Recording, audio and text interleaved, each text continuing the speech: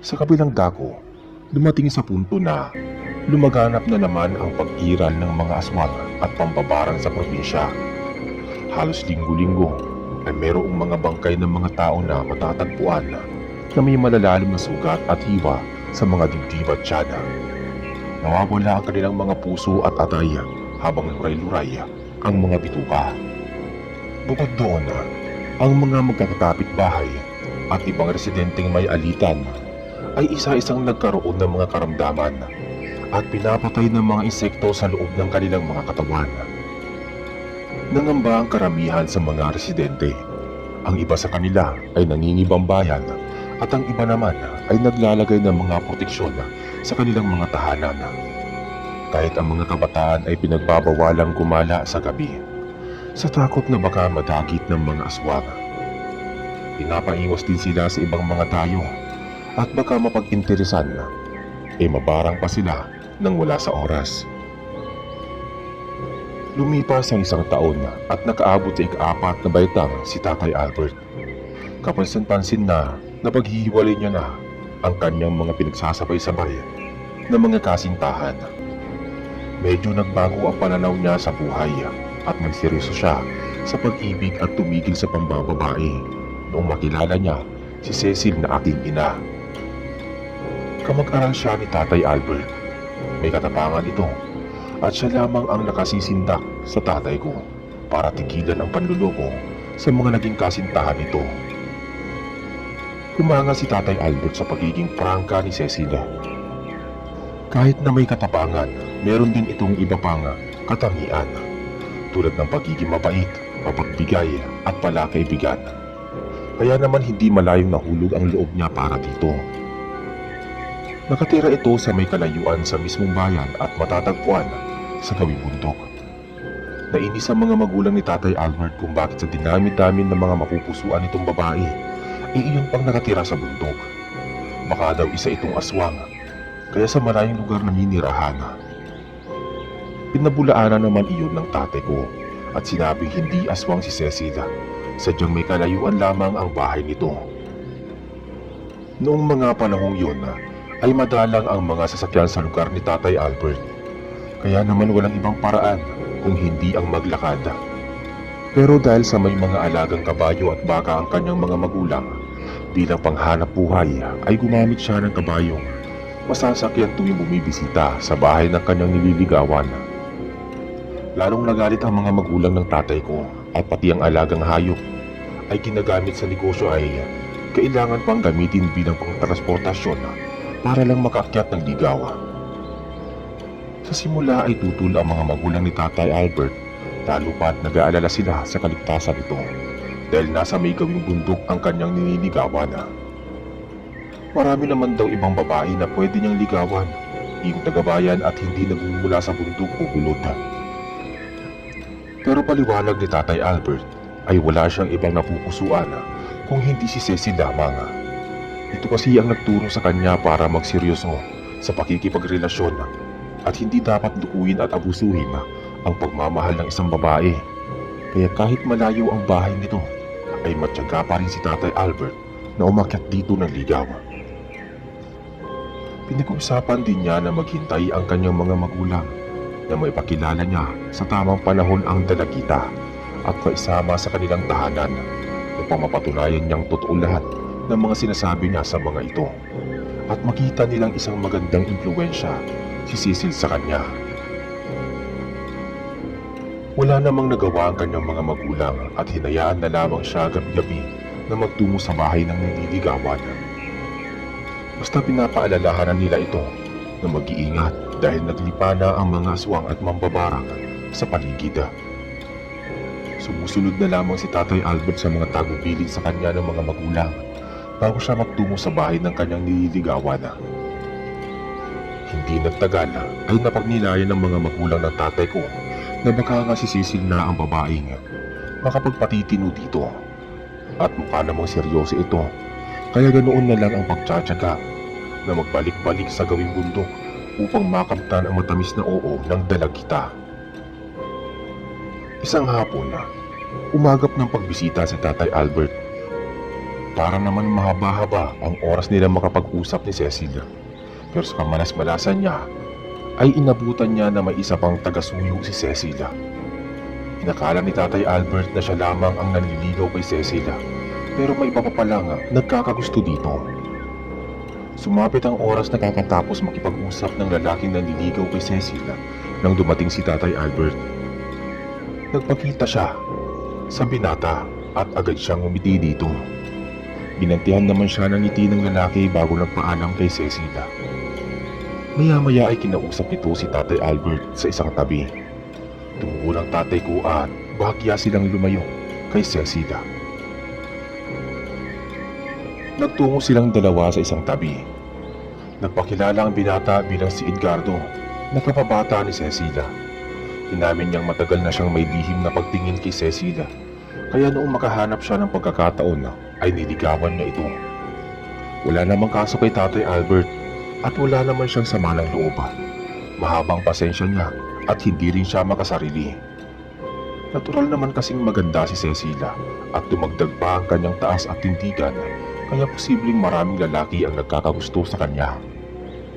Nabanggit ni Tatay Albert kay Edgardo na walang masamang tinapay sa kanya at igagalang niya kung sino man ang pipiliin sa kanilang dalawa ni Cecilia. Tatanggapin niya iyon nang maluwag sa kanyang damdamin. Nakipagkamay pa siya kay Edgardo at nagpamalas ng pagiging palakaibigan. Ngumiti at nagpasalamat si Edgardo sa kanya. Nabanggit niya na mabuting tao si Tatay Albert. Makalipas ang ilang sandali, ay nagpaalam sa kanya pati kay Cecil si Edgardo. Samantalang tumuloy naman si Tatay Albert sa loob ng bahay kung saan nakadaupang palad niya ang mga magulang ni Cecilia. Mabait at magiliw sa bisita ang mga mag-asawa. Hinayaan nilang makapagsulong makapag-usap ang dalawa sa gawing sala. Inabot ng alas 7 ng gabi si Tatay Albert dahil napasarap ang kwentuhan nila ni Cecilia. Kaya naman minabuti siyang alukinga makapaghapunan ng mga magulang ni Cecilia sa kanilang bahay. Pinaunlakan naman niya ang pangalok ng mga magulang nito at doon na siya naghapunan. Naghanda ang mga ito ng ginisang gulay at kamuting kahoy. Kahit simple lamang ang ulam ay masarap pa rin iyon sa panlasa ni Tatay Albert. Lumaki din naman siya sa hirap at hindi siya maarte sa pagkain. Tumutulong din siya sa pagliligpit ng pinagkainan at pagkatapos ay saka siya ng paalam sa mag-anak na naglakbay na pababa ng bundok. Sumakay siya sa kabayo habang may bitbit na flashlight. Napuno ng katahimikan ang gabi. Tahimik naman ang kabayo at walang nararamdamang kakaiba si Tatay Albert habang binabagtas nila ang daan. Mukhang ligtas siya sa kanyang tinatahak na landas at walang anuman siyang naririnig na huning aswang sa paligid. Pinanatag niya ang loob niya at nagawa pa niya sumibol-sibol sa hangin. Inabot siya ng halos isang oras bago siya nakabalik sa kanyang bahay. Nag-alala ang kanyang ina na sinalubong siya sa labas ng bahay. Nabatukan pa siya ng mga ito at noong makitang pasipol-sipol na lamang siya, parang wala pa daw itong pakialam sa kanyang paligid. Hindi man lang daw nag-iingat na baka may aswang na sumusunod sa kanyang dinadaanan. Hinimas-himas ni Tatay Albert ang ulo bago nagmano. Iniisip ng kanyang ina na palagi na lang dinadaan ni Tatay Albert sa biro ang lahat ng bagay kahit alam niya nga namimiligro na ang kanyang buhay. Nervyoso kasi ang kanyang ina, kaya naman ingat na ingat siya sa kanyang mga anak. Si Tatay Albert ang likas na palabiro at parang laging walang iniindang problema, kaya naman madalas siyang napagkakamalan ng kanyang mga magulang na walang pakialam. Pero ang totoo ay isa siyang responsableng anak. Pagkapasok sa loob ng bahay ay nangatwiran si Tatay Albert na matapang siya at hindi siya makakapayag na mapatay ng aswang. Sinabi pa niya na sa susunod na pagbisita kay Cecilia ay aagahan niya na ang pag-uwi para hindi na mag-alala ang kanyang mga magulang. Umutong hininga na lamang ang ina habang si Tatay Albert naman ay naglinis na muna ng kanyang katawan bago siya nagpalit ng damit at dumiretso sa kwarto para magpahinga. Sa kasunod na hapon ay ganado pa rin si Tatay Albert na bumalik sa bahay ni Cecilia. Positibo siya na darating ang oras na sasagutin na rin siya ni Cecilia. Kaya naman kailangan pa niyang dagdagan ang pagtsatsaga sa panliligaw. Nababahala na ang kanyang mga magulang dahil noong mga araw na yon ay nakabalita na naman sila na napatay ng mga tao na posibleng kagagawa ng mga aswang. Kaya naman pinagbaon na siya ng baril ng kanyang ama kung sakaling gabihin siya sa pag-uwi. Isa iyong mahabang rifle na may nakalamang ilang pirasong bala. Napapatawa naman si Tatay Albert dahil masyado nang nagiging madrama ang kanyang mga magulang. Wala naman daw aswang na lumalaganap sa lugar nila. Nainis ang tatay niya kaya naman nakatikim siya ng mura at bulyang buhat dito. Medyo napahiya at nagulat siya dahil doon. Iyon din ang unang pagkakataon na mapagalitan siya nito, kaya napilitan na siyang dalihin ang barila. Nagpasalamat na lamang siya sa pagmamalasakit nito sa kanya. Sumakay na siya sa kabayo at nagmamadaling makarating sa bahay ng nililigawan. Pagdating niya sa bahay ni Cecilia ay kagad na bumungad sa kanya ang dalagita. Eksaktong wala pa si Edgardo kaya lumawak ang ngiti niya sa labi. Malaking pagkakataon iyon upang mahabang oras ang mailaan nila sa isa't isa. Matagal silang nag-usap ni Cecilia at nasorpresa pa si Tatay Albert nang magseryoso sa pagsasalita si Cecilia at ipinahayag nito ang kanyang tunay na nararamdaman. Kinabahan ng tatay ko na baka hindi siya piliin ni Cecilia at tuluyan na itong lumayo sa kanya, ngunit taliwas pala ang iniisip niya. Walang paglagya ng kasiyahan ni Tatay Albert nang mismo marinig niya ang malamyos na tinig ni Cecilia at nakamit niya ang matamis na oo nito. Ipinagtapat ni Cecil na noong una ay nayayabangan siya sa ugali ng tatay ko, pero nung magsimula na itong manligaw ay nakita niyang mabait at maginoo ito. Tumigil na din sa panluloko sa mga babae at sinikap na magbago, kaya naman minahal niya ito ng gusto. Sa sobrang kagalakan ay kinuha ni Tatay Albert ang mga kamay ng dalagita at buong pusong hinalikan. Kaso biglang naalintana ang mga sandaling yon nang mapukaw ang atensyon nila sa presensya ni Edgardo na nakatayo sa may bukas na pinto. Gulat na gulat ang mata nito. Saksihan niya ang lahat ng pagpapahayag ng pag-ibig ng dalawa, kaya sumilay sa isip niya na pinagtaksilan siya ni Cecilia. Hindi man lang siya hinintay bago ipagtapat ang tunay na nararamdaman.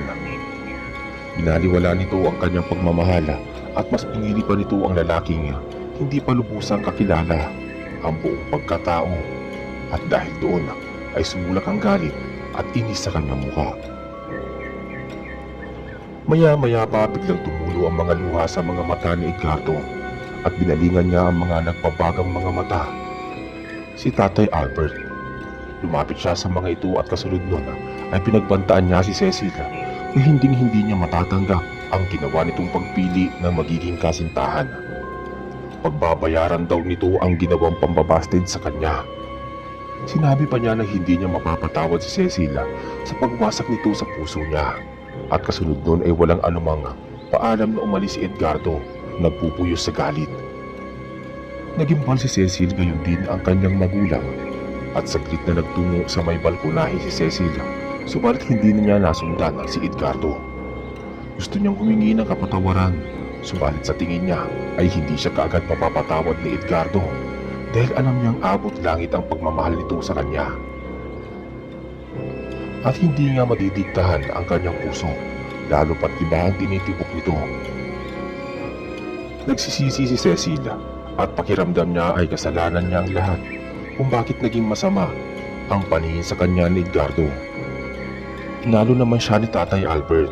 Sinabi ng tatay ko na huwag sisihin ni Cecil ang kanyang sarili dahil wala siyang kasalanan sa nangyari. Sadyang hindi lamang matanggap ni Edgardo na hindi siya ang mahal nito. Nananatili hanggang gabi si Tatay Albert para samahan si Cecilia at ang kanyang pamilya. Inisip ni Tatay Albert na magagawa sila ng hindi maganda ni Edgardo. Naalala niya ang mga pagbabanta nito at tiyak nagagawa nga ito na ikakapahamak ng mag-anak. Pero pinayuhan na siya ng mga magulang ng dalagita na mapanganib kung magbabiyahe pa siya sa kailaliman ng gabi. Kaya doon na mismo siya inalok na matulog ng mga ito. Ngunit sumagi sa isip ni Tatay Albert na maaaring naghihintay at nag-aalala ang kanyang mga magulang, lalong-lalo na ang kanyang ina. Alam niyang magagalit ito at hindi mapapakali hanggat hindi siya nakakauwi sa kanilang bahay. Siya na lamang kasi ang natitirang anak na nakakasama nila sa kanilang bahay. Kung kaya't kahit labag man sa kalooban niya, hindi siya nagpatumpik-tumpik at kaagad na siyang nagpaalam kay Cecil at sa mga magulang nito. Sinigurado naman ng mga magulang ni Cecil na walang mangyayari sa kanila dahil alam nilang hindi sila gagawa ng masama ni Edgardo dahil malaki ang respeto niya sa mga pamilya nito. Hindi na nagpapigil si Tatay Albert at nangako siya kay Cecil na muling babalik sa kasunod na araw bago niya ito hinalikan sa mga kamay. Malaki ang kutob niya na makakabalik siya sa bahay ni Cecil. Nung makalabas na siya sa bakuran ng bahay ni Cecil ay sumakay na siya sa kanyang kabayo. Katulad pa rin ng nakagawian ay dala niya ang flashlight na tanging tanglaw niya sa kadiliman. Nakatali naman sa katawan ng kabayo ang rifle na pabaon ng kanyang ama. Nakarating siya sa kakahuyan at tila bumabagal ang paglakad ng kabayo.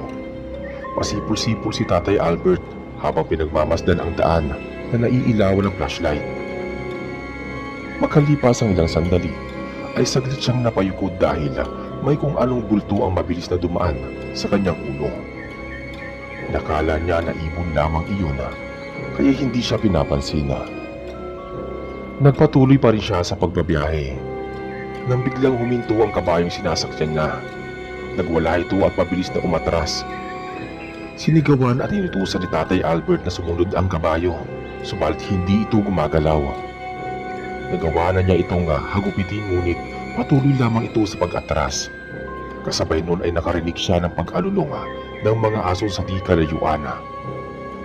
Biglang sumagi sa isip niya ang mga sinabi ng kanyang ama noong bata lang siya. Ayon dito, ang aso na umaalulong sa kailaliman ng gabi ay posibleng nakakakita ng masasamang elemento at katulad ng kabayo, maaaring nakakakita at nakakaramdam ito ng presensya ng masamang nilalang sa kanilang kinaroroonan. Itinapat niya ang liwanag ng flashlight sa daan, subalit wala naman siyang nakitang anumang figura. Subalit hindi imahinasyon ang kanyang mga naririnig. Totoong kumakahul ang mga aso at nagwawala talaga ang kabayo sa hindi malamang kadahilanan. Hindi nagtagal at nakaramdam siya ng kakaibang malamig na hangin sa bandang likuran niya, kaya naisip niya na baka may bultong dumaan sa ulo niya at pumesto sa kanyang likuran. Napagtanto niya na hindi ibon ang lumalagpas sa ulo niya. Hindi niya mapaliwanag ang kanyang naririnig. Bago pa siya mawalan ng ulirat, ay kinuha na sa kanyang bulsa ang isang maliit na lighter. Binuksan niya iyon at nang lumitaw ang ningas ng apoy ay mabilis niyang inilapit iyon sa buntot ng kabayo. Nang naging sanhi upang magwala ito at dali-dali siyang sumakay at mabilis na kumaripas ng takbo ang kabayo. Mas pinatuloy pa niya ang pagtakbo ng kabayo hanggang sa makalayo sila sa bandang kakahuyan. Bumaba na sila sa bundok at napadaan sila sa burol kung saan nalalapit na sila sa mga kabahayan na naglalagablabang mga ilaw. Sumandali na lamang na huminto ang kabayo sa pagtakbo. Matras na naman ito na para bang may kinatatakutan na. Hindi pa pala natatapos ang kalbaryo ni Tatay Albert. Alam niyang sinundan siya ng nilalang at hindi siya nito patatahimikin hanggat hindi siya nito napapatay. Tinanggal niya ang pagkatali ng rifle sa kabayo. Mabuti na lang at tinuruan siya ng kanyang ama sa paggamit nito. Makailang beses niyang ikinasa ang rifle. Tinapat niya sa itaas at pinaputok ang baril paitaas kung saan lumilikha iyon ng malakas na ingay. Tumigil ang pagkahol ng mga aso sa di kalayuan, pero may isang bagay ang nagpatindig ng balahibo ni Tatay Albert. Makalipas ang ilang sandali ay may lumitaw na maitim na naglalangis na nilalang sa kanyang harapan. Nung maaninag niyang mabuti ang anyo ng figura, ay nagulat siya na makita ang naglilisik na pamilyar na mga mata nito. Hindi siya pwedeng magkamali. Si Edgardo ang lalaking yun. Tumutulo pa ang malapot nitong laway, at bago pa siya atakihin ito, ay tinutok niya ang rifle at paulit-ulit na pinaputukan si Edgardo. Pero mabilis naman itong kumikilos at nakakaiwas sa bala ng barila. Kinausap ni Tatay Albert si Edgardo at sinabihang itigil na ito. Lalo na ang pananakot sa kanya. Maging patas sana ito at tanggapin ang pagkatalo. Makakahanap pa naman siya ng ibang babae na masigit kay Cecilia.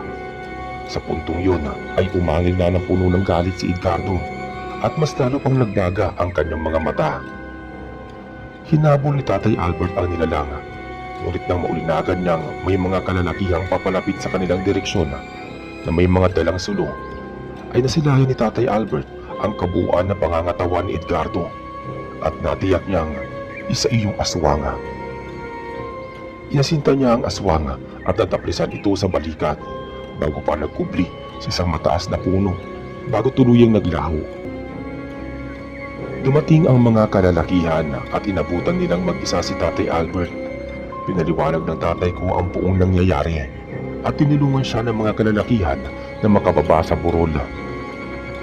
Habang naglalakad sila, ay naikwento ng isa sa mga kalalakihan na nagngangalang Epifanio na di umano ay meron din silang hinahanap na aswang sa may bahaging bundok. Pinatay pala nito ang kanyang dalawang binatilyong pinsan na papauwi galing sa paaralan.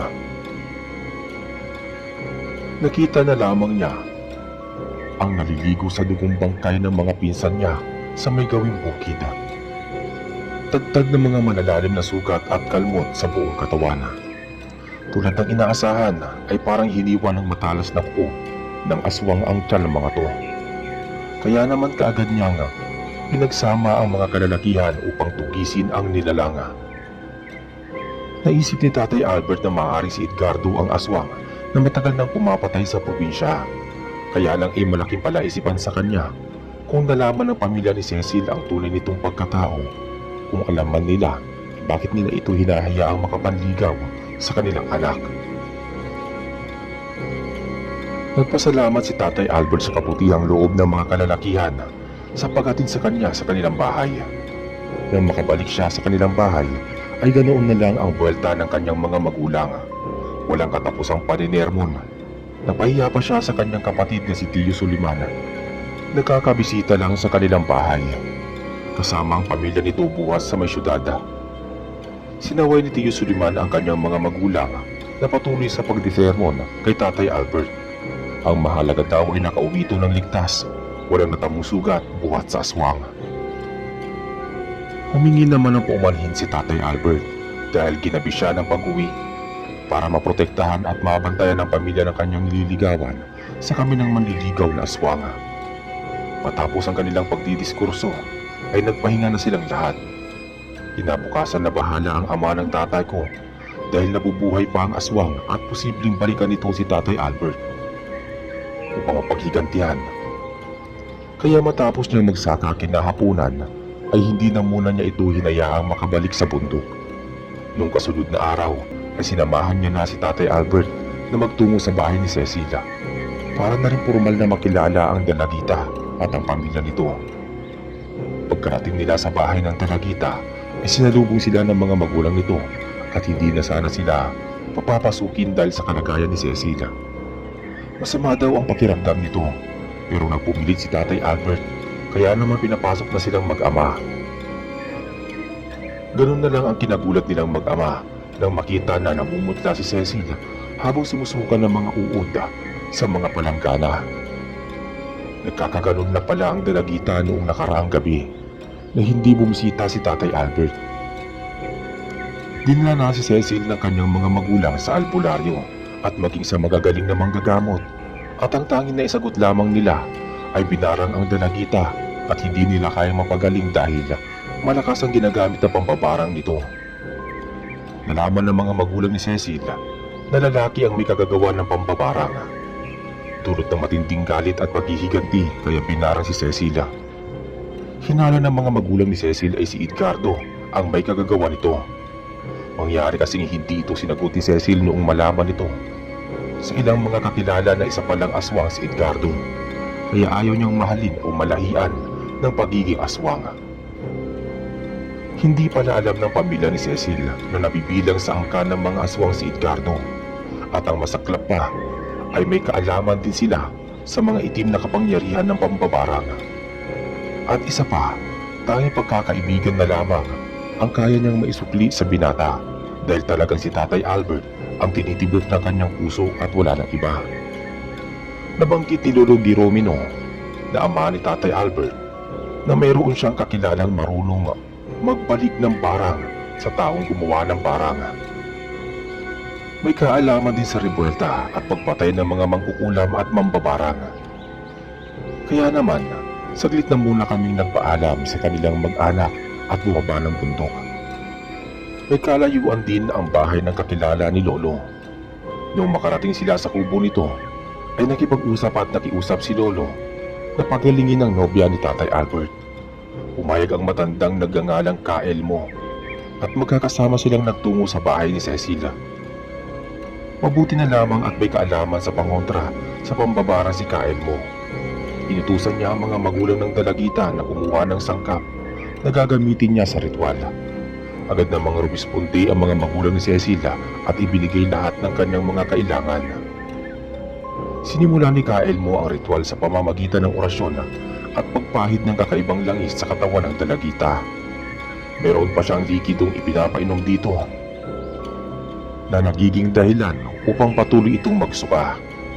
Dire-diretso ang pagsuka niya ng uod at talagang nakakadiri dahil mga buhay na uod iyon na gumagapang sa malaking palanggana kasama ang malalapot na laway. Nakaagapay si Tatay Albert kay Cecilia habang walang patid ang pagsusuka at pagluluha nito.